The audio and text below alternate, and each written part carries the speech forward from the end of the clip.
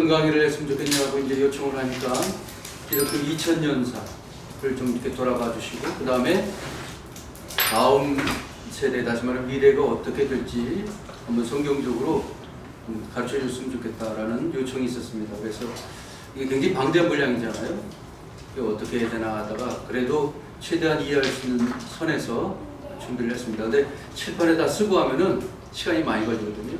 그래서 미리 유인물을 썼으니까 여러분이 보시면서 따라오시면은 앞으로를 이해하는 데 많은 도움이 될 겁니다. 자, 먼저 우리 첫 번째 그림을 보시면은 기독교 2000년 역사를 통해 본 영성의 흐름 이렇게 되어 있죠. 예수님이 땅에 오셔서 부활 승천하시고 그 다음에 다시 오시기까지, 물론 우리가 언제가 될지 모르겠지만 일단 우리가 살고 있는 시점까지 2000년 역사가 어떻게 흘러왔는지를 개괄적으로 한번 보게 되면은, 한번 이 그림을 한번 보세요. 여기를 보시면 여기가 폭이 넓죠. 여기까지 초대교회 보통 590년 얘기합니다. 그 다음에 중세, 그 다음에 종교개혁, 그 다음에 근대, 현대 이렇게 나가는데 여기는 진폭이 넓죠. 이 가운데가 뭐냐면 하나님께서 당신이 택한 백성들을 구원하는 역사가 그런 구속의 역사인데, 이 구속 역사가 지금 쭉 흐르고 있잖아요. 흐를 때에 각 시대를 지금 우리는 지금 요즘에 살고 있지만 이 시대의 흐름 속에서 우리가 성경을 기준으로 했을 때 성경에서 얼마나 멀어졌느냐, 이 진폭의 크기를 볼 때에 초대교회 때 굉장히 멀어져 있어요, 성경에서. 그 다음에 중세 때 또 확 멀어지고, 그 다음에 근대에 들어와서는 이 멀어진 상태가 언제까지 얼마나 더 멀어져야 될지 알 수가 없어요. 근데 이전의 세대보다는 전혀 다른 세대라는 걸 우리가 알 수가 있습니다. 그럼 여기 이제 초대교회 때 보면은 예수님이 이제 오시고 부활 승천하신 다음의 역사잖아요. 이때 등장하는 게 뭐냐면 이단이라는 거죠. 그러니까 교회가 생긴 이래로 안팎으로 이제 우리가 어려움을 겪죠. 바깥에서는 초대교회 때 바깥에서는 박해를 하죠. 그래서 우리가 흔히 말하는 10대 박해가 있었잖아요. 그 다음에 이제 기독교가 국교가 된 다음 이후부터 또 초대도 마찬가지고 바깥에서 오는 핍박도 있지만 교회 내부 내에서 오는 혼란도 생겨요. 그 혼란은 뭐냐? 이단이 이제 나타나기 시작했다는 거죠. 대부분의 이단들은 초대교회 때 다 사실은 등장했어요. 오늘날의 이단은 초대교회 때 나타났던 그 이단들이 옷만 바꿔 입을 뿐이지 본질은 똑같아요. 또 나타나고 또 나타나고 또 나타나고. 그래서 예수님 부활 승천하신 이후로 이단이 이제 막 득세합니다. 성경에서 멀어지는 모습. 이 멀어질 때에 뭐가 나타나느냐? 이거 교회가 큰일 났다 싶어가지고 교회 어른들이 모여서 그럼 우리가 믿는 바는 뭐냐? 나름대로의 신조를 정립을 하고, 그 다음에 공의회라고 해서 감독들이, 종교 지도자들이 모여서 우리는 이것만 믿는다 라고 하는 걸 결정을 하죠. 이 큰 4개의 교회 회의를 우리가 공의회라고 합니다. 이 공의회가 4번에 걸쳐서 이제 벌어지죠. 이게 정리가 되는 거예요. 그 다음에 요걸 정리될 때 귀결점이 여기 누구에 의해서냐? 이때 중심되는 인물이 우리가 잘 알고 있는 어거스틴이라는 인물이에요. 어거스틴에 와서 기독교 교리가 이제 정립이 되죠. 그러니까 이게 제대로 갔으면 좋은데, 문제는 이때부터 중세라고 하는 거는 이제 기독교가 국교가 되잖아요. 나라의 종교가 돼버린다고요. 이때부터 또 문제가 생기기 시작해요. 그래서 이 폭이 또 넓어지기 시작해요. 다시 말하면 성경에서 멀어지기 시작한다는 거죠. 멀어졌던 것이 루터와 칼빈에 의해서 다시 정리가 됩니다. 그래서 성경으로 다시 돌아오죠. 이랬던 것이 요 이후로 다시 또 넓어지기 시작해요. 이때 중심은 뭐냐? 사람이 이제 이성을 믿기 시작하면서 교회가 다시 성경에서 멀어지는 모습들을 우리가 보게 돼요. 근데 문제는 여기서 어느 귀결점이 다시 한번 이렇게 또 모이면 좋은데, 누군가 나타나서 이걸 또 재정리하면 좋은데 그게 아니라는 거죠. 오늘날까지 더 멀어지고 있어요. 갈수록 더 심각해져요. 갈수록 더 심각해진다는 얘기는 무슨 말이냐? 주님 오실 때가 돼가고 있다는 걸 또 뜻합니다. 그래서 먼저 우리가 볼 것은, 그렇다면 제가 이제 개괄적으로 이렇게 이야기를 했지만 초대교회부터 간략간략하게 먼저 기독교 2000년 역사를 한번 돌이켜보면은, 자, 이단. 우리가 이단이 뭐가 이단입니까? 라고 질문을 할 때에 뭐 여러 가지 생각할 수가 있겠죠. 대표적인 이게 이단이라고 할 때 어떤 면들을 우리가 주목을 해야 될까요? 어떤 면들이 중요하냐? 첫째, 예수님이 신이냐 아니냐. 예수님이 신이냐 아니냐. 다시 말하면 성부, 성자, 성령, 우리가 믿는 삼일체 하나님이죠. 삼일체 하나님 중에서 어느 하나를 부인하면 그건 이단이에요. 그 다음에 또 하나, 예수님은 양성이 있죠. 다시 말하면 신성과 인성을 가지고 계시잖아요. 신성과 인성을 중에서 어느 하나를 부인하면 이것도 이단이에요. 그렇다면 순서상으로 예수가 정말로 예수님이 신이냐? 라는 문제 갖고 초대교회 때 이제 논란이 생기는 거예요. 예수가 정말 신이야? 예수가 정말 신이야? 이거 갖고 싸우거든요. 이 싸울 때 교회가 혼란에 빠지니까 공의회를 두 번에 걸쳐서 해요. 첫 번째 공의회가 뭐냐? 니케아 공의회라고 하는 공의회고, 두 번째는 콘스탄티노플 공의회라고 하는 거예요. 요때의 삼위일체 교리가 정리가 됩니다. 다시 말하면 이단이 뭐라고 주장하냐? 예수는 신이 아니다 라고 하는 거예요. 여러분 들어보셨는지 모르겠는데 혹시 호모 이오시오스라고 하는 말이 있는데, 여기 중간에 있는 요 I자가 들어가느냐 안 들어가느냐에 따라서 확 달라져요. 무슨 말이냐? 예를 들어서 호모오시우스 이렇게 되면은 예수님은 성부 하나님과 동일한 본질을 가지고 계신 하나님이다 라는 말이 돼요. 근데 이 중간에 I자 하나 뚝 집어넣으면은 예수님은 성부 하나님과 동일한 본질의 하나님이 아니고 유사한 존재다라고. 성부 하나님하고 같은 하나님이다 할 때는 신이죠. 근데 유사하다고 할 때는 뭡니까? 하나님하고 다른 존재다 이거예요. 열등한 존재, 계급이 있다 이거예요. 언젠가 없었던 시대가 있었다 이거예요. 이런 식으로 가버린다고. 이걸 우리가 유사 본질이라고 해요. 아리우스라는 사람이 예수님은 하나님과 비슷한 존재다 라고 주장할 때에 아타나시우스라는 사람이 나타나서 무슨 소리냐?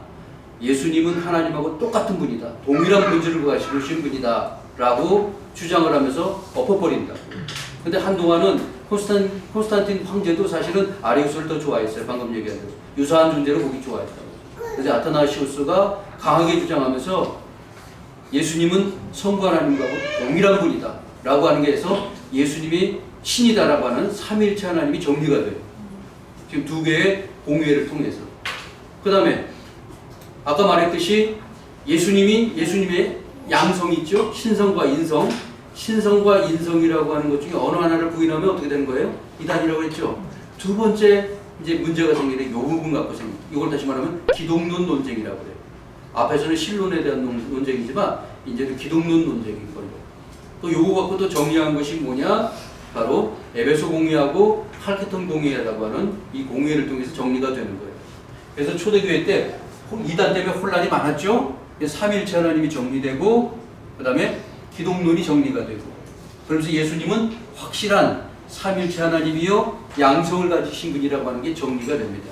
정리가 되면서 교리의 전반적인 흐름을 뼈대를 잡으신 분이 누구냐? 바로 이 어거스틴이라는 분이에요. 여기서 정리가 돼요. 근데 문제는 어거스틴 이후로 중세, 우리가 잘 알다시피 로마 카톨릭 있죠? 로마 카톨릭이 점점 부패하기 시작하잖아요. 이때 또 문제가 생깁니다. 이제 중세로 넘어올 때 얘기예요. 이때 핵심은 뭐냐? 혹시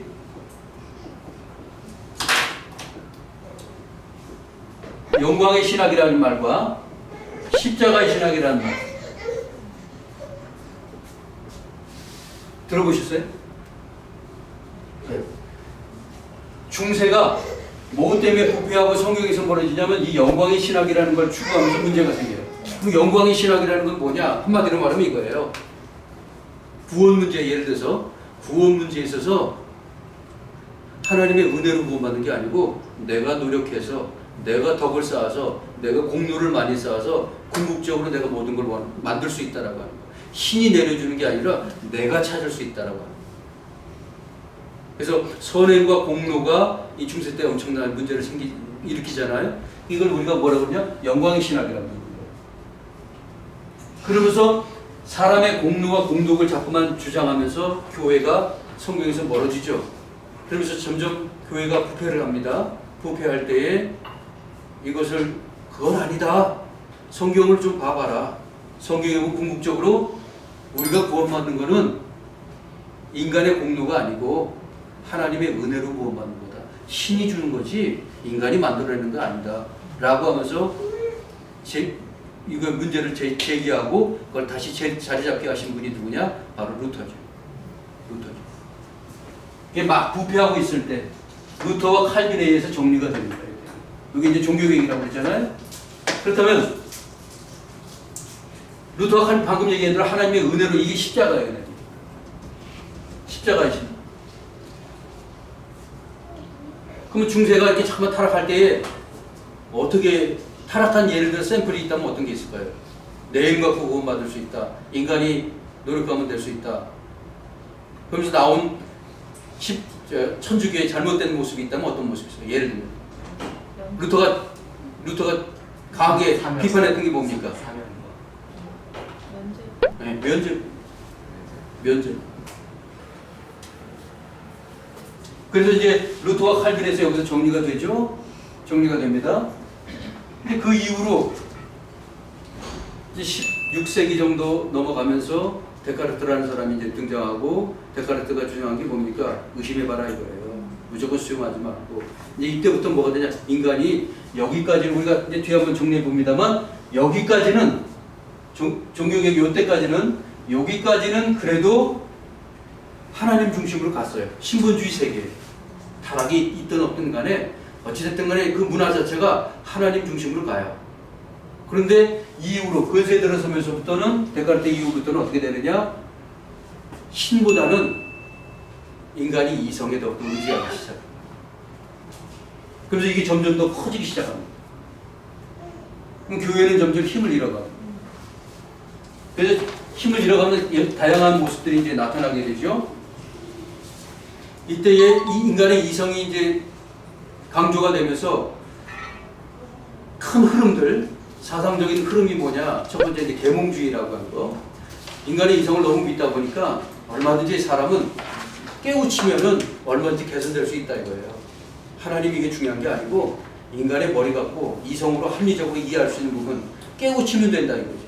근데 깨우치는 것도 한계가 있거든. 그러다 보니까 나중에 등장하는 게 뭐냐? 낭만주의. 이성만 강조해도 메마르잖아요. 메마르는 게 뭐냐? 이제 우리 감성도 조금씩 주장하기 시작합니다. 이제 낭만주의가 나오는 거예요. 물론 여러 철학자들이 많이 등장을 합니다. 그 철학자 중에서 대표적인 인물이 누구냐면 칸트예요. 우리가 서양 철학의 흐름 중 서양 철학의 큰 흐름이 플라톤과 아리스토텔레스죠. 플라톤과 아리스토텔레스의 이 철학이 누구에게서 딱 귀결이 되느냐? 칸트에서 모아지기 시작합니다. 칸트에서 모아진 이 철학의 흐름이 칸트부터 시작해서 헤겔이라는 사람을 통해서 다시 펼쳐지기 시작한다. 근데 문제는 뭐냐? 우리가 아까도 얘기했지만은 하나님을 믿는 세계관을 가지고 있었죠. 근데 이제 데카르트 이후로 이제 사람들이 변하기 시작해요. 신학은 점점 멀어지기 시작합니다. 그러면서 나타나는 현상이 뭐냐? 이제 내 의지가 점점 강해지기 시작해요. 그러면서 각 요소들을 강조하기 시작한다. 예를 들면은 아까 말한 데카르트는 이성이죠. 이성을 따르는 사람들이 굉장히 많아요. 그러다가 이제 이성만 강조하느냐? 아니, 감정도 강조하고 싶은 거예요. 여기서 이제 낭만주의가 나와요. 그럼 감정만 하느냐? 아니야. 의지도 중요해. 우리가 흔히 지정의라고 그러죠. 지성과 그 다음에 감성과 의지가 나오죠. 지성을 따라가는 지금 철학자들이 있었어요. 감성을 따라가는 사람이 누구냐? 슐라의 마하라는 사람이에요. 자유주의 신학이 여기서 나오는데. 그다음 또 하나가 누구냐? 칸트예요. 칸트 같은 경우는 뭘 주장하느냐? 이 사람은 굉장히 의지, 다시 말하면 도덕을 주장해요. 그래서 칸트, 이 칸트의 묘비명, 칸트의 죽은 사람의 그 묘지 있잖아요. 그 묘비명에 뭐라고 기록되어 있는지 혹시 아세요? 묘비명에 이렇게 기록되어 있습니다. 내가 생각하면 생각할수록 감탄이 되고 마음의 존경이 되는 게 있다. 그게 뭐냐, 두 가지가 있는데 첫 번째는 저 하늘의 별이다. 반짝이는 저 하늘의 별이고, 두 번째는 뭐냐, 내 마음속에 있는 도덕율이다 라고 말해요. 이게 무슨 말입니까? 칸트가 이 우주 만물에 있는 자연을 인정, 눈에 보이는 가시세계를 인정해요. 또 하나가 뭐냐, 내 마음속에 있는 도덕과 이런 것들도 인정해요. 근데 여기서 빠진 게 뭘까요? 여기서 하나님이 빠졌다. 여기까지는 그래도 그 어떤 뭐 잘못된 말을 해도 신을 인정을 했다. 신을 인정했는데 칸트 같은 경우는 신 밖으로 넘어가요. 그러면서 자연세계를 인정해, 내 마음속에 도덕이 있는 거 인정해, 요 정도까지 해서 멈춰버리는 거예요. 신은 사라져버리는 거예요. 그래서 이제 점점 멀어지기 시작하는 거예요. 그래서 이 시대 때, 근세 시대 때 정리되는, 이 부각되는 게 뭐냐면, 처음에 이제 도덕 종교가 나오기 시작하는 거예요. 윤리 종교. 자, 여기 지금 성경이 있습니다. 예를 들어서 성경이 있어요. 성경에서 성경이 하나님 말씀이고 여러분들 믿죠? 근데 문제는 성경이 하나님 말씀이라는 거 우리가 수용을 하려면 그 속에 나오는 내용들이 다 수용이 돼야 되죠. 네. 내용 중에서 제일 중요한 게 뭘까요? 불신자들이 근데 이걸 받아들일 수 없기 때문에 성경 하나님 말씀이라고 안 믿어. 근데 그거는 우리는 믿게 돼. 그럼 성경이 어떤 내용 때문에 그렇습니까? 네. 한마디로 말하면 초자연적인 기적들이에요. 근데 이성을 중시하는 사람들한테는 기적이라는 게 받아들일 수 있겠어요? 안 받아들이죠. 상식적으로 머릿속에 들어갈 수가 없지. 받아줄 수가 없는 내용들이죠. 근데 우리는 예를 들어 볼까요? 우리 오병이어라는 예수님이 행하신 기적 중에 오병이어가 있잖아요. 떡 5개 물고기 2마리 갖고 어떻게 5,000명을 먹여요? 과학을 중시하실 때 이게 받아들일 수 있어요? 이건 도무지 이해가 되지 않는 문제예요. 근데 우리는 어때요? 믿죠? 그리스도인들은 믿는다. 상식적으로 어떻게 떡 5개 물고기 2마리가 5,000명 먹여? 이게 있을 수가 없지. 근데 우리는 믿는 거예요. 또 하나, 우리 예수님께서 동정녀 마리아에게 탄생하셨죠? 동정녀 마리아에 탄생했을 때 어떻게 처녀가 애를 배? 믿을 수 있어요? 안 믿어져요. 근데 여러분들은 믿잖아요. 그럼 성경에 나오는 내용들은 다양합니다만 이런 기적과 관계된 내용들을 빼버리면 성경은 뭐가 될까요? 빙고. 윤리책밖에 안 돼요. 그죠? 좋은 책밖에 안 돼요. 교양서적밖에 안 돼요. 그런데 이 속에 기적이라는 게 들어가 있기 때문에 성경은 하나님 말씀이 되는 거예요. 물론 내용은 다양합니다. 그러다 보니까 이 근세를 넘어오면서 성경에 나와 있는 기적과 관계된 것들 다 빼버려. 이거 받아들일 수 없다 이거죠. 말 같지 않다 이거죠. 그러니까 이건 뭐가 되느냐? 성경은 그냥 인간의 책밖에 안 되는 거예요. 교양서적밖에 안 되는 거예요. 그럼 그 속에서 빼야 될, 만약 이런 식으로 가버리면 궁극적으로 빼고 싶은 게 뭡니까? 예수님과 관련된 건 다 빼고 싶은 거예요. 그럼 예수님이 행하신 모든 기적들 있죠? 이거 다 빼버리면 예수는 뭐가 되는 겁니까? 예수는 신 아니잖아요. 구세주 아니에요. 그럼 예수는 뭐가 되는 거예요? 착한 사람밖에 안 되는 거예요. 얘기 잘한다.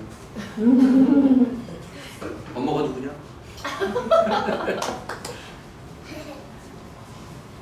예수는 착한 사람밖에 안 되는 거예요. 역사에, 근데 그러니까 이 자유주의 신학을 가진 사람들은 특징이 뭐냐? 예수는 역사 속에 존재했던 분은 분명히 맞다 이거예요. 그래 있었어. 근데 문제는 기적을 행한 분은 아니야. 역사에 존재했지만 훌륭한 분이야. 선행을 착한 일 많이 하신 우리가 존경할 만한 그런 분이야. 요게 멈춰버려. 대표적인 인물을 한번 하나 들까요? 우리 친구들 슈발처 박사 알아요? 알고 아프리카의 성자라고 하신 분이죠. 네. 이분이 박사학위가 세 개나 있어요. 의학 박사, 신학 박사, 음악 박사예요. 의사이기도 하고 신학자이기도 하고 음악가이기도 해요. 근데 이분이 어느 때 뭐 왔겠지? 깨달은 바 있어서 아프리카에 가고 아프리카 어려운 사람들 도와주는데 의사로서 도와주는데 평생을 들이잖아요. 근데 문제는 이 사람이 신학 박사란 말이에요. 신학을 했는데 신학 박사 학위 논문이 뭔지 알아요? 역사적 예수라는 논문이에요. 역사적 예수의 논문의 핵심은 뭐냐? 예수는 역사에 존재했던 인물인 건 분명해. 그런데 신은 아니야. 신은 아니야. 만약에 예수님이 신이 아니다라고 하는 것을 믿는다면 이 사람의 구원 문제는 어떻게 될까요? 구원 받을까요? 안 받을까요? 우리 성경 믿잖아요. 성경이 얘기한다면 예수를 구세주로 안 믿는데 어떻게 구원 받겠어요? 바로 이게 자유주의신 이렇게 흘러가요. 점점 여기서부터는 계속 멀어지기 시작하는 거예요. 특히 근대에 들어와서 이게 말할 수 없이 넘어가요. 성경이 무너지기 시작합니다. 성경이 무슨 오류가 없어. 성경은 오류 있는 책이야. 성경은 인간이 만든 책이야. 예수는 역사적 존재일 뿐이야. 예수가 무슨 기적을 행해? 초자연적 기적? 그런 거 없어. 이렇게 넘어가. 이 흐름이 이제 넘어가기 시작. 그럼 이제 19세기 들어오면서 문제가 뭐냐? 이제 드디어 공산주의라고 하는 것이 등장하기 시작. 또 뒤에 이제 살펴보겠습니다만 이 공산주의 이론을 칼 마르크스가 보통 공산주의를 정립한 사람이라고 우리가 이해하고 있죠. 이 칼 마르크스 이전에 이미 공산주의는 존재했었어요. 이상적 공산주의라고 해서 이미 있었지만 이거를 최종적으로 정리한 사람이 이제 칼 마르크스예요. 이 마르크스가 등장하고 그다음에 이제 마르크스가 여러 사람 학문을 이용해서 혼합시켜서 오늘날 말하면 융합을 시켜버린다고. 자기 나름의 공산 이론을 정립을 합니다. 자, 공산 사상이 등장한다는 얘기는 무슨 말이냐? 이 사회가 점점 어떻게 되고 있다는 얘기냐? 탈기독교하고 있다는 거예요.